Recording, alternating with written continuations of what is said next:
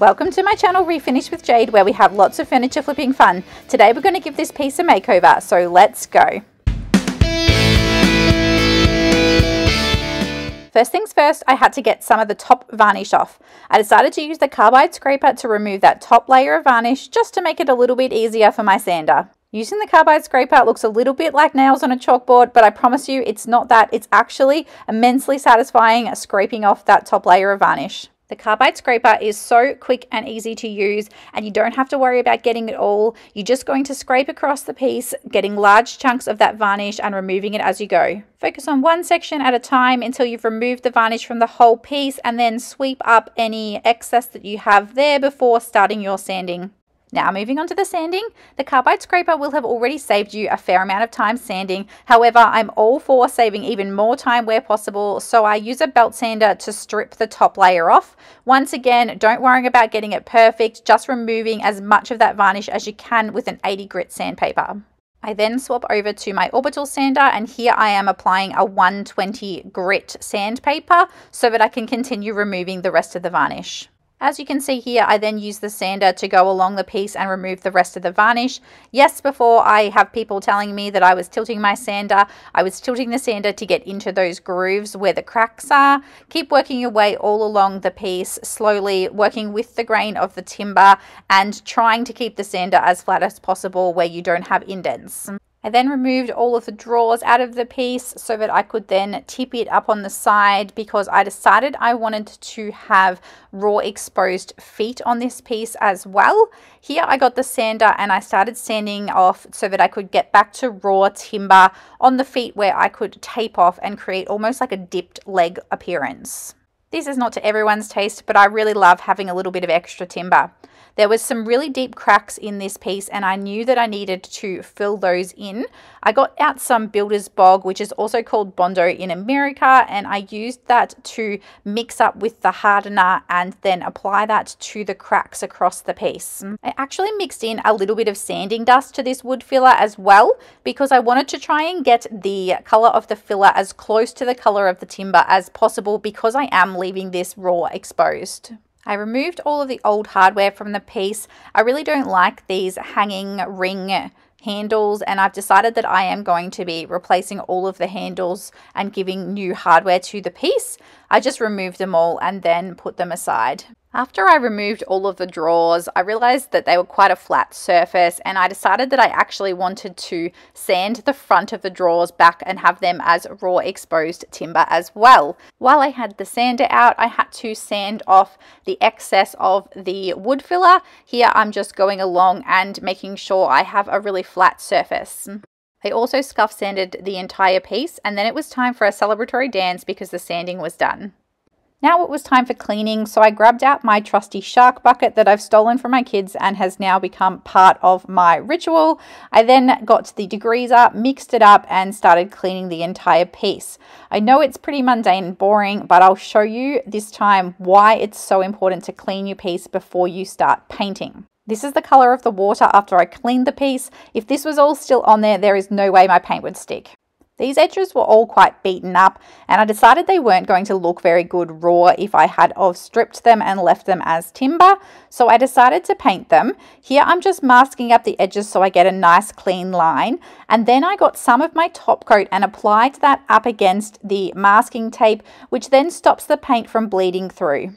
And maybe it is a wasted step, however, I promise you, if you do this and take the time to do this, you're going to get a really nice clean line.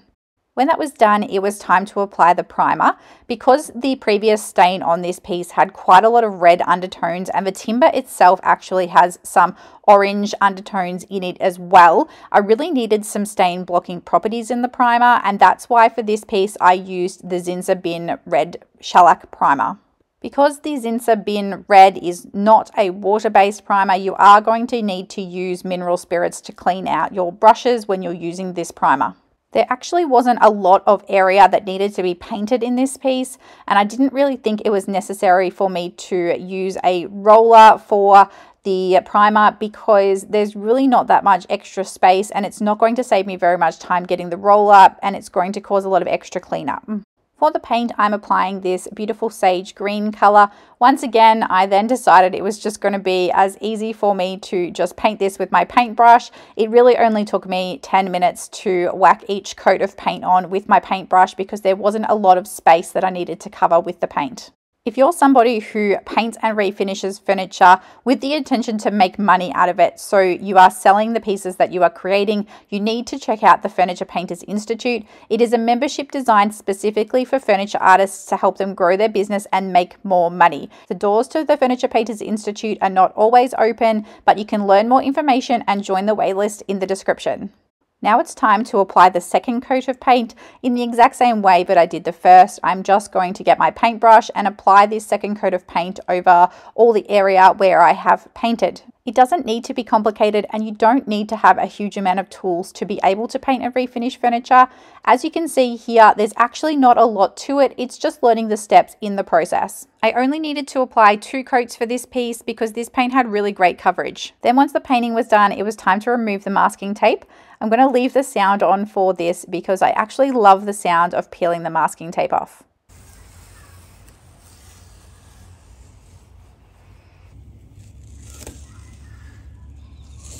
Before you apply a top coat to your piece, you always want to do what's called a top coat test. Now to do this, you're just going to get some plain water and a rag, and you're going to apply the water to the timber, and that's going to show you what the color of the timber is going to be once you apply the top coat.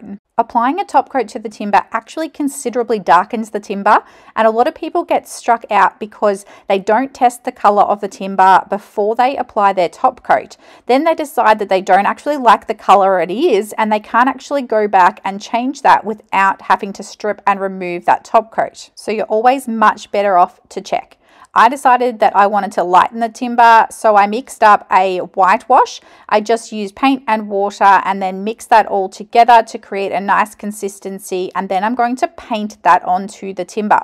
It's super simple to apply the whitewash. You're just going to use a paintbrush and paint that on, making sure that you don't leave it on there too long before you start to wipe off the excess. I'll show you what I mean by what it looks like when it's still wet and then where you're able to wipe the excess off.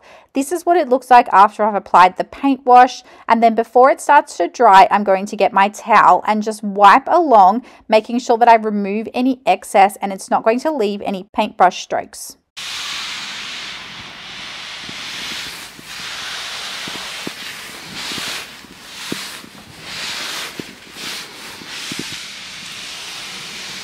You're going to work quickly in sections, working your way across the top of the table until you are happy with the color of timber. You might have to add a couple of coats of this whitewash to get to your desired color.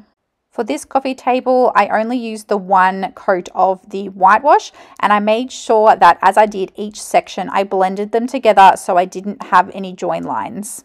For me personally, I've never really been a big fan of orange and yellow tones in timber, and that's why I often use a timber stain or a whitewash. It's really up to you as to what color you want the timber. I used the whitewash over the entire piece, and I did the same process across all of the drawers as well as the tabletop. When I'm creating my furniture, often I don't actually have in my mind before I start working on the piece what colors I want it to be. I really let the piece speak to me as I'm working, and if I decide throughout the piece to change my mind or to change the colors, I just go with what I think is going to work best. If you're somebody who's new to painting furniture and you don't remember the steps, I actually have a free furniture flipping checklist that you can download down in the description, where you'll be able to print out the checklist and mark off the steps to make sure you don't miss any crucial components. Once all the whitewashing was completed, it was now time to apply the top coat. I just got a top coat sponge and a clear water-based polyacrylic, and I'm just applying that to the top of the table here, going across, working with the grain of the timber, making sure I work quickly and not letting it dry or get sticky. When I'm working with a high traffic area piece like this coffee table, that is going to get a lot of use with people putting a whole lot of cups or plates, all kinds of things on top of the coffee table. You know what it's like when you've got a coffee table in your home. It kind of ends up with everything on top. You need to give it good durability. It was then time to apply the new hardware. I chose a gold mandala knob for this piece, and I'm just going to slide the knob through and then tighten the screw at the back to apply that onto all of the drawers. I love using statement hardware that's really easy to apply. It just makes your piece pop by adding some beautiful hardware at the end. I put all the drawers back together and this is the end result. It's definitely not to everyone's taste, but I love how it turned out. The colors just go so well together and it really is such a unique, beautiful piece now. Thank you so much for watching. I really appreciate it. And if you love furniture flips, make sure you hit subscribe.